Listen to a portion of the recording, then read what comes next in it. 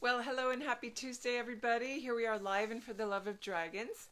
My name is Araya Anra, and I've got a few companions here. I've got the Sapphire Dragon, the hot pink dragon from the Pleiades, and we are diving into, I felt like they were great energies to support the questions this week about the Ascension process.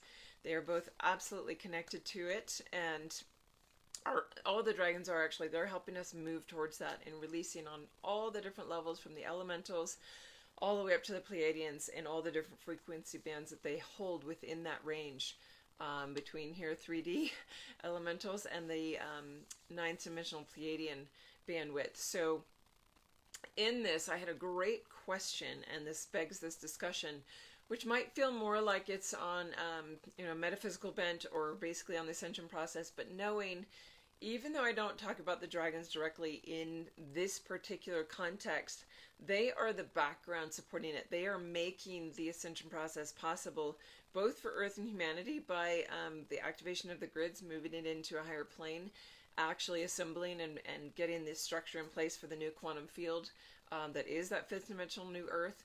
So now we're down to our template. How does this shift? How do we, especially those of us as dragon, bring our light body, which is dragon, into form? And what is that going to do? How's that going to shift our experience?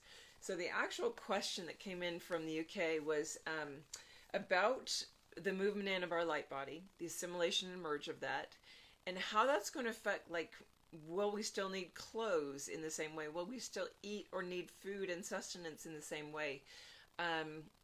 How are our needs physically going to change as we move into our light body? So what I want to remind everybody is this is an ongoing process, and that we are moving, even the fifth dimension has multiple layers of experience and level within it, different frequency bands within that are ranges of access points. And so we, as we move into it, and I love that this question came up right after the equinox, because as of the equinox that I believe I talked about it last week, we're now able to, for those that are ready, start actually bringing the plasmic light body in. It is like a plasmic field. It's the lowest range of density that the light body can take, very, very close to the edges of 3D and that base level of 5D. And everybody often asks, well, what about 4D? Why do we skip 4D? And for me, the fourth dimension is basically a bridge. It's a harmonic bridge. It carries the information and the code via waves, whether they are perceived as frequency, so sound, color, geometry, that is carried in that fourth dimensional bridging. So the fifth dimension is what we're moving into, because we can't actually sustain and be within that bridge field, and it's just not, it's more of a movement state. And so when we land in the fifth dimensional field, what does that mean? What does that look like? And in that, it's a continuous ongoing process. So when I say, like, one way to look at your light body or conceptualize what it's going to feel like to be in your light body or your ascended process, think of the ascended masters. Many of you that are watching this already are aware of ascended masters, maybe Kuan Yin, maybe Saint Germain, maybe Christ. There's a whole bandwidth, or even the archangelic realms. They're in a higher octave, or even the angelic realms, they go another higher octave still, but they're, our experience with them, if you see images, artwork, people that actually visualize it and experience them, when I experience them, if I ask for a visual on their form, I either get an orb of light, and which in often places, in spiritual powerhouse places on the planet, like in Egypt near the pyramids, like in Machu Picchu, many people will experience taking photographs and seeing these little white orbs in their photos. And those are those beings coming in from a higher dimensional plane, maintaining that light orb, that sphere that holds everything that is them within it. So their body framework is in that, so I might see the orb, or I might actually get a representation of an energetic template that shows what might be perceived as a body, maybe dressed in robes. Oftentimes they're in robes or a gown of some kind that is their enrobement, their arraignment, their flowing of energy that they've emanated a certain frequency that we associate because we're used to clothes, we're used to bodies having something on them.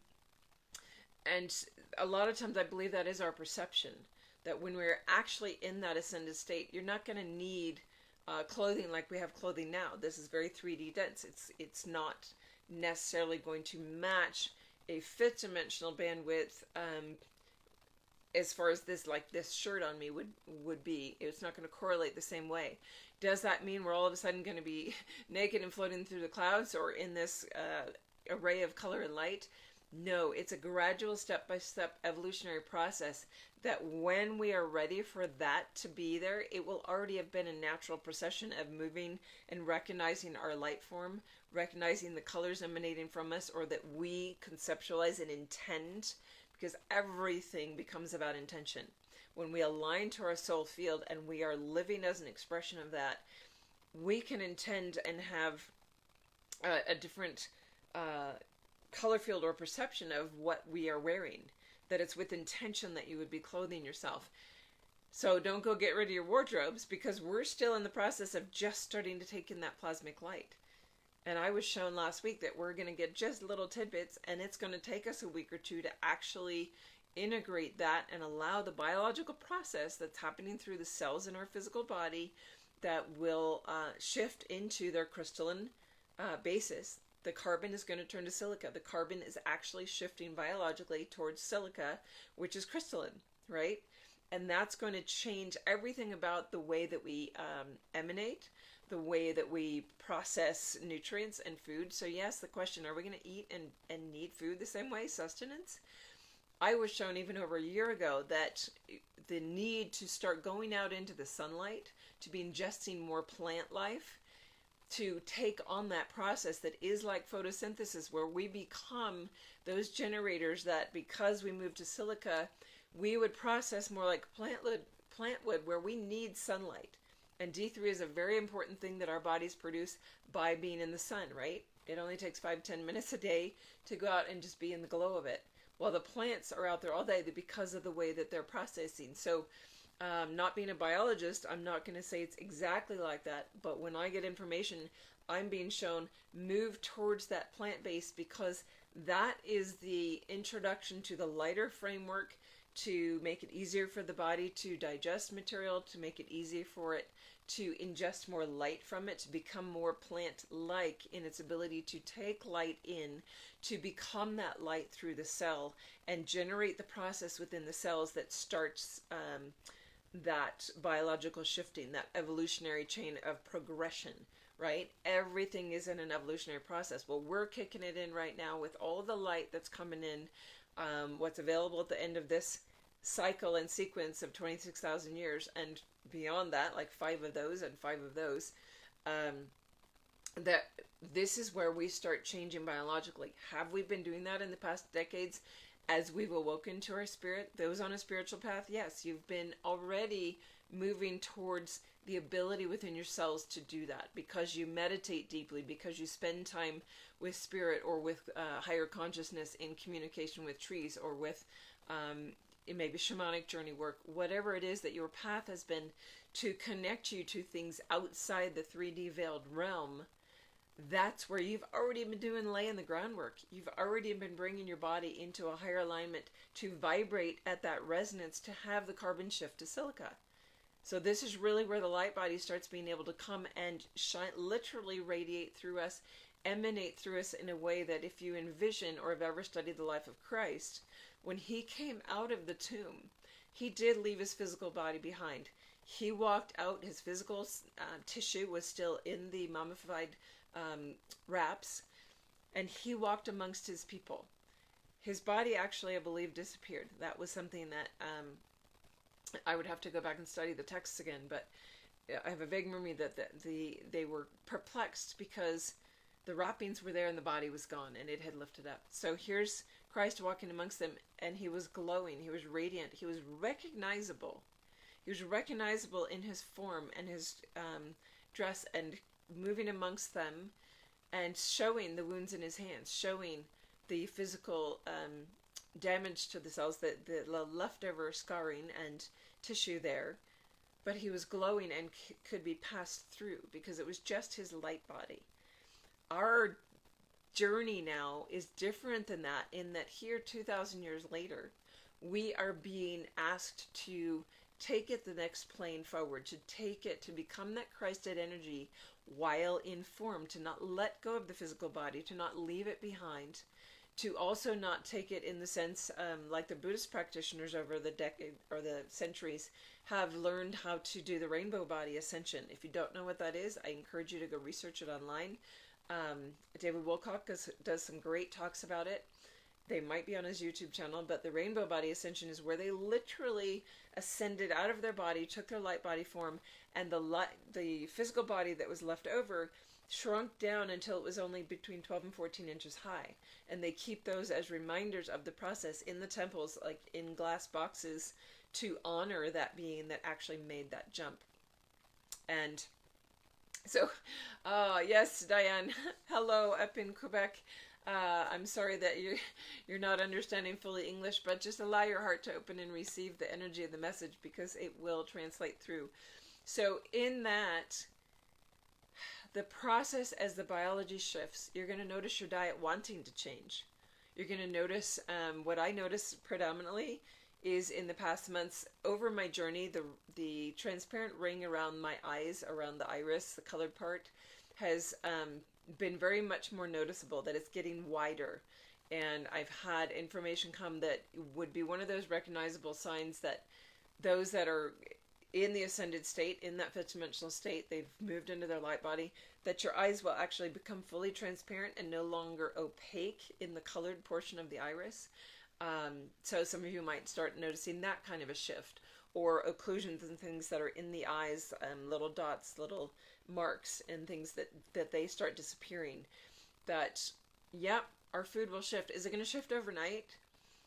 For some, I guess it could. And depending on how I keep hearing about and feeling there's a big event, a specific moment in time when there's a radical shift that sort of puts us over a tipping point. That may be an event where it is like an overnight thing, where all of a sudden you're like, wow, I need totally different stuff in my body. This doesn't feel right. It's not tasting right. It's not sitting right in my gut. I'm not feeling like lightness of being. And I know that for me, I had to start a month ago a real transformation process to get rid of the heaviness that came on in the last year and a half with all that's happened with the stressors and the chaos in the world, and maybe more inactivity. A lot of us put on weight over the last 18 months or so. And I noticed, even as my aging process, there's a slowdown in metabolism.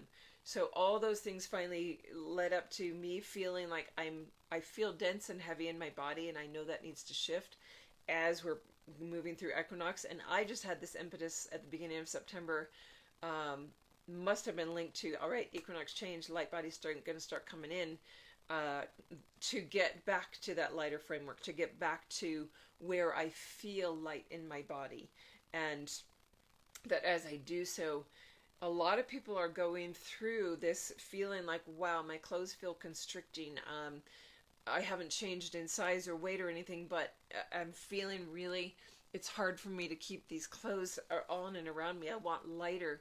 And yet for me, I'm experiencing, I get cold a lot easier. There are days when it seems to flow in and out, where there's days where I'm feeling really a lot of energy moving, and it's like a generated heat from within. And I feel like that's when there's a lot of a light coming through. And when that integrates or dissipates, or I'm distracted, that I notice cold and heat and cold sensations a lot more acutely in my body, and wanting those clothes. But yeah, feeling like, wow, I feel sort of constricted in this, but wanting blankets around me, wanting that extra layering. So you're going to notice different things, and we will get to the place where, yes, we're with our intention going to be robing ourselves if we feel that's necessary. But I think it's something we'll learn as we go, that as we keep going, we're going to recognize how we actually are shifting in our body, and that right now we still need clothes, but at a certain future point, we may not. It may be more about energy and intention and ability to just envision like a hologram of what I want to be around me in this moment, what I would want to put on myself. And even I was given information like, a year and a half, 2 years ago, where it was a very clear visual lucid experience of seeing the homes and the dwellings that would be our respite or our re-energized place, where we don't need any sleep when we're in our spirit body, when we're in our full light body. You don't need any sleep. You're constantly doing what you're passionate about, and you are going to go through into like, all right, I want to move into this, I want to move into this. And there's a constant flow of energy because you're constantly connected to the divine and that sunlight and that brilliant light from within, that the battery doesn't go down. But as we move to that, we're going to need these, what they look sort of like pods. You might describe it as a pod. It could be, it's your home, but they're much smaller, and they're really just about a regeneration space where you can go and rest your body and plug into your surroundings, your geometry, your environment, and that these pods literally are invisible so that they don't mar the landscape, that you can see right through them. But then they take on a holographic quality of whatever you would want that to look like internally, but it matches, it's like a mirror to the outside realm so that it doesn't mar the landscape and everything around.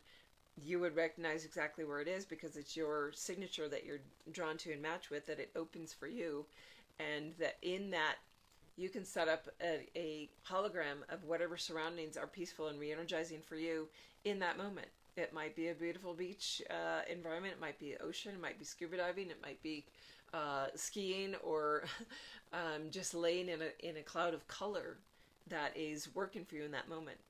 That's way down the road. But knowing where we're headed allows us to envision, feel, and see and call forth the shifts that are out in front of us.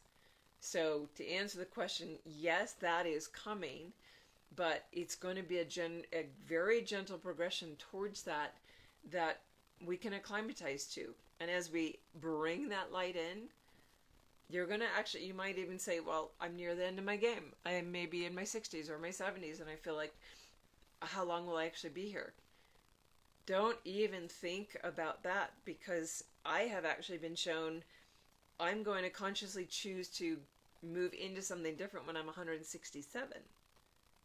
I got a lot of years left. I'm like a kindergartner right now at 54, right? So don't worry about the years left and like, oh, maybe I won't get that far by the time I'm in body. You are on the ascension process.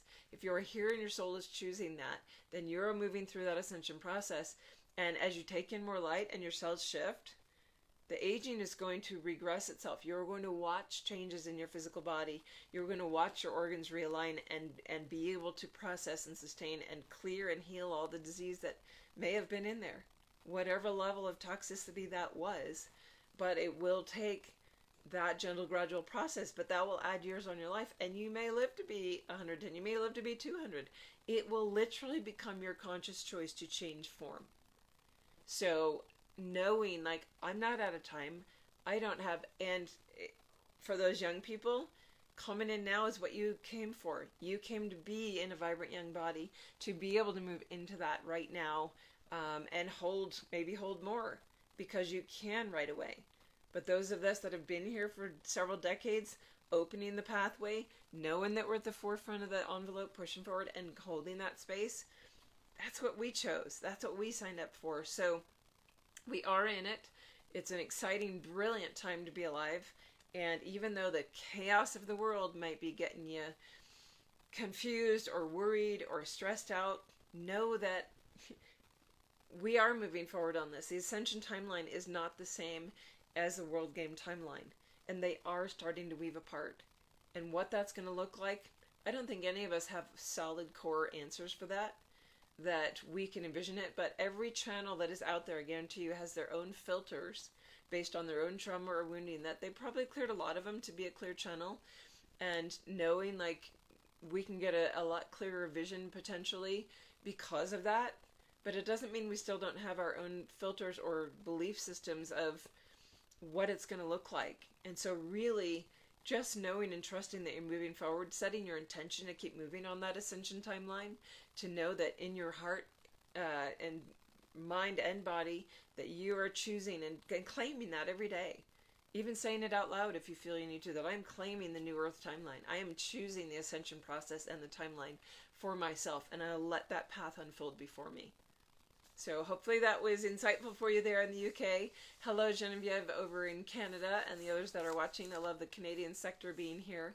And yes, my UK questionee is on here, so I see that. Fabulous. And if you guys have other questions, maybe you want to know where you're at in your process, or figure out, like, I know the dragons are here to help me. I need to, we've got Switzerland online now. Hello, Marie. Maybe I need to know what to do with the dragons. I know they're calling me. I know that I'm feeling it, but I don't know exactly what to do. Well, you can start with the book, or you can look at the site and just feel through and see what draws you. dragonwithin.com. Go through it. There's meditations. There's online courses. There's a book club coming up October 14th. 6 weeks of the most amazing connection with a group that is 10 people. And we do a guided meditation each week. I tell you what's exciting, beyond the information and the discussions, we do bring the book in usually by people's questions, but it's not a normal book club where you read a certain amount every week and then we discuss it. It's really about to engage questions in your pathway forward of what you want to know and need information about to take you forward on your evolutionary path. And so how the dragons fit into that. They fit into every piece of it. And they have every part of the process. They're connected to it. So wherever you start with the dragons, just get started. And if you need a guidance point, book a free discovery call. I've got a whole bunch lined up for this week of new people that are like, I need to know, this is where I'm at. What should I do first? Where should I go? That's what those are for. They're free 20-minute calls. And if you go to dragonwithin.com or invokehealing.com, find the Book Now button on the homepage. It'll take you right to that calendar where you can book. It only books 3 weeks out, so don't stress out if you don't see something. I am often booked out 3 weeks, but just look and see what comes up. And if you don't see something after a while of searching, you're really wanting it, send me an email. I'll see if there's a cancellation or I can fit you in somewhere else that's not in the calendar, and we'll make it work to get a connection point for you to feel like, all right, I've gotten some direct, like, here we go. It's not a reading. It's not seeing who your dragons are, but it does give you a feel of, all right, this is where your path is, and this is what could really assist. And I do highly recommend the book club. I've got 6 spaces left right now. If you need information, I know there's posts about it almost daily in the For the Love of Dragons group, but you can also email me and I'll send the link, or put it in the comments and I'll put the link right there in the comments back for you, or instant message me. Any of those are options. All right, so always love connecting. I hope this answered the questions. Send me your questions, because this is how we grow. This is how we all grow together. And what I love about the questions is a lot of times I don't just sit and think or contemplate a lot. I try to stay out of my mental body. But when I get brought into a question and I allow the information to flow through, new stuff comes. And as I was going to mention with the book club, almost every book club in the last year, and I do 3 a year, has had new dragons come in that I hadn't worked with before, that were ready to share, and they had a connection, lineage or otherwise, with people in the group. So sometimes whole new stuff comes through, and that's super exciting. So wishing you a beautiful week. I will see you next Tuesday. Always love being with my dragon family. Sending much love and giant dragon hugs to all of you, and feel free to share this out. Like it, love it, whatever you need to get it seen by lots of people. You know, the what do they call them? The algorithms, or the mechanics of Facebook. They constantly change the algorithms. They constantly change them, so we never know how it's going to get out. But if you want to share this, because it's not specific to the dragons and you know people that might benefit from it, feel free to share it out. All right, we'll see you next week, everybody. Bye for now.